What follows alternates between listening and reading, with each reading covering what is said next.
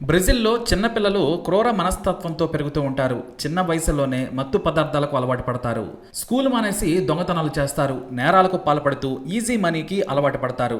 సామాన్యులు అక్కడి స్లమ్లలో బ్రతకలేరు. అంత భయంకరంగా ఉంటుంది పరిస్థితి. అయితే పోర్ట్ వెల్హోలో జరిగిన ఈ ఘటన ప్రపంచాన్నే షేక్ చేసింది. 13 ఏళ్ల కెటియో రెబెలో 8వ తరగతి చదువుతోంది.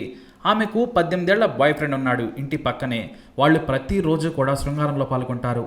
కెటియో వయసు 13 ఏళ్లే, కానీ చూడడానికి మాత్రం 20 ఏళ్ల యువతిలా ఉంటుంది. అయితే తన బాయ్ ఫ్రెండ్తో ఒక రోజున నేను ప్రెగ్నెంట్ అయ్యాను అని చెప్పింది. వెంటనే ఆ విషయాన్ని బాయ్ ఫ్రెండ్ వాళ్ళ అమ్మకు చెప్పాడు.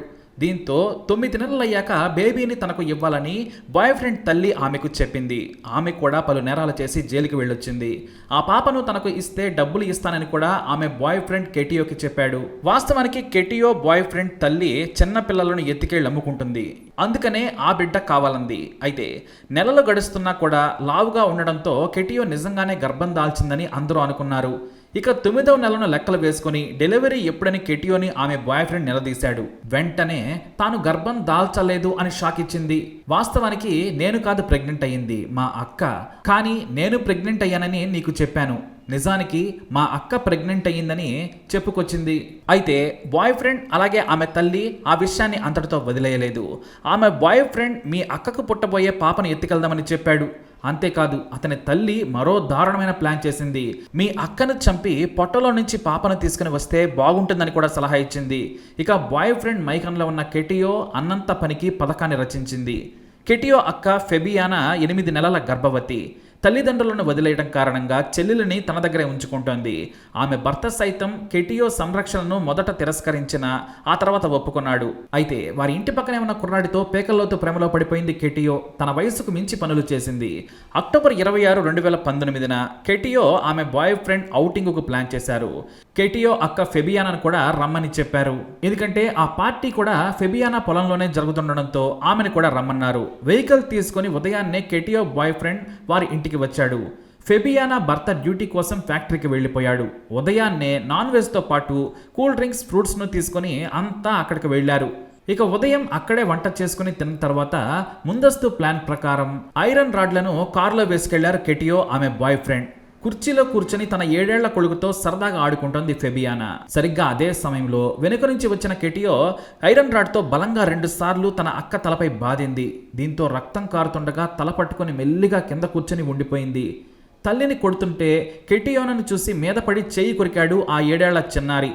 దీంతో తన అక్క కొడుకు అనే కనికరం కూడా లేకుండా ఆ చిన్నారిని పక్కనే ఉన్న చిన్న చెరువులో విసిరేసింది. నీటిలో పైకి తేలేందుకు ప్రయత్నిస్తుండగా కెటియో ఆమె బాయ్ ఫ్రెండ్ రాళ్లు విసిరేసి చిన్నారిని చంపేశారు. ఆ కుర్రాడు నీటిలో మునిగి ఊపిరాడక చనిపోయాడు.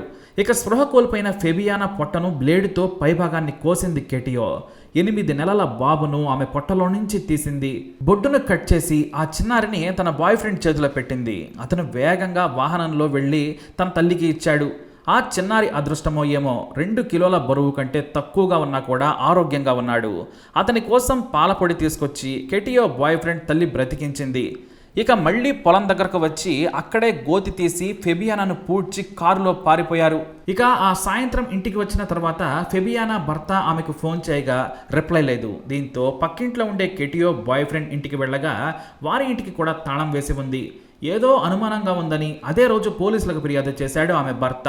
అయితే ఔటింగ్ కోసం ఎక్కడికైనా అడ్వెంచర్కు వెళ్లారేమోనని పోలీసులు నిర్లక్ష్యంగా సమాధానం ఇచ్చారు. మరోవైపు 2 రోజుల పాటు సెలవులు దొరకకపోవడంతో ఫెబియానా భర్త ఇంటికి చేరుకుంటారులే అనుకున్నాడు. కానీ మరునాడు ఏదో అనుమానంతో తన భార్య ఔటింగ్ కోసం వెళ్లిన ప్రాంతంలో వెతకగా తన 7 ఏళ్ల కొడుకు నీళ్లలో శవమై తేలాడు. అది చూసి బోరున విలపించాడు ఆ తండ్రి. వెంటనే పోలీసులకు ఫోన్ చేయడంతో క్రైమ్ సీన్ కు చేరుకుని వెతకగా చెట్ల పొదల చాటున కొత్తగా తవ్విన ఆనవాళ్లు కనిపించాయి. అక్కడ తవ్వి చూడగా ఫెబియానా బాడీ చూసి పోలీసులు సైతం భయకంపితులయ్యారు. ఎటు చూసినా రక్తంతో పాటు ఆమె పొట్ట చీలిపోయి ఉంది.